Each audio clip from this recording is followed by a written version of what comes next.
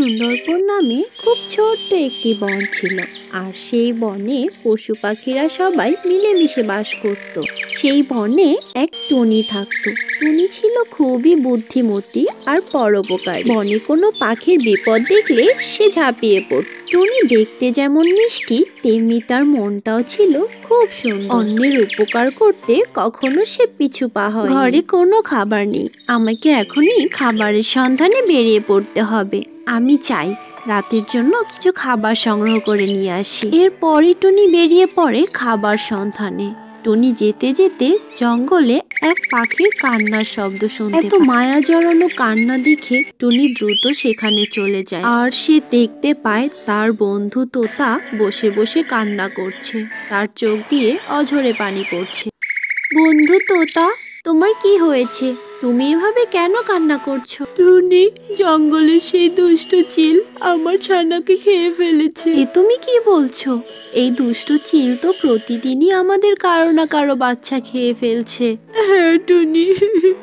না না, এভাবে চলতে থাকলে তো কোনো পাখিই বাঁচবে না।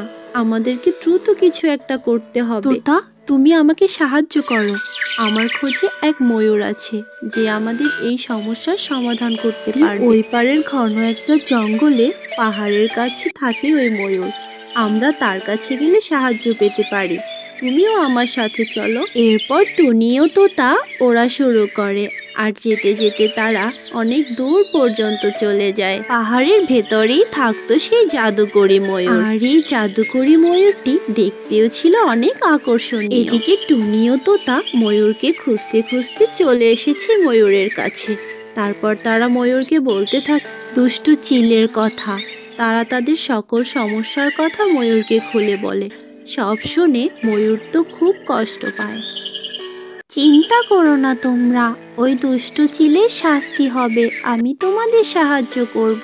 কথা বলেই ময়ূর তার পালক থেকে একটি সুন্দর পালক ছিঁড়ে নিয়ে আসে এবং পালকটি হাতে নিয়ে সে টুনি ও তোতাকে বলতে থাকে, এই যে পালকটি দেখতে পাচ্ছ, এটি একটি জাদুর পালক। এই পালকটি যদি তুমি ওই ঈগলের গায়ে স্পর্শ করাতে পারো, তাহলে ওই ঈগল শক্তি শূন্য হয়ে পড়বে, এমনকি মারাও যেতে পারে। এরপর সে পালকটি টুনিকে দিয়ে দেয়। ধন্যবাদ জাদুর ময়ূর, আশা করছি তোমার এই পালক আমাদের উপকারে আসবে এবং ওই দুষ্ট চিলের যথাযথ শাস্তি পাবে।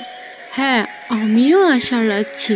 তোমরা আমার উপর ভরসা রাখতে পারো। এরপর টুনি ও তোতা সেই পালকটিকে মুখে করে নিয়ে তাদের জঙ্গলের দিকে রওনা হয়।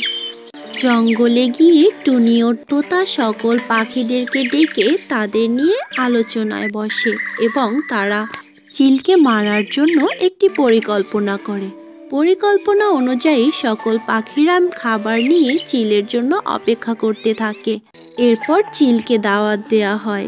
এদিকে চিল তো নাচতে নাচতে চলে আসছিল নেমন্তন্ন খেতে। বাহ, তোমাদের আপ্যায়ন দেখে আমি খুব খুশি হয়েছি। এভাবেই মাঝে মাঝে আমাকে খেতে দিবে। এভাবে নেমন্তন্ন করে যদি প্রতিদিন আমাকে ভালো মন্দ খাওয়াও, আমি তোমাদের আর কোনো পাখিকেই খাবো না। সবাইকে শান্তিতে বাঁচতে দিব, নইলে তোমরা কেউ বাঁচতে পারবে না। মনে রেখো, এই জঙ্গলের সব থেকে বড় ও শক্তিশালী পাখি হচ্ছি আমি। চিল এভাবেই কথা বলে যাচ্ছিল। হঠাৎ করেই টুনি পেছন থেকে সেই জাদুর পালক চিলের গায়ে স্পর্শ করায় আর সাথে সাথে সেই জাদুর পালক কাজ শুরু করে। এরপর আস্তে আস্তে চিল তার সমস্ত শক্তি হারিয়ে মাটিতে লুটিয়ে পড়ে আর সে জ্ঞান হারিয়ে ফেলে। এবং এরপর থেকেই জঙ্গলের সকল পাখিরা মিলে সুখে শান্তিতে বসবাস করতে থাকে।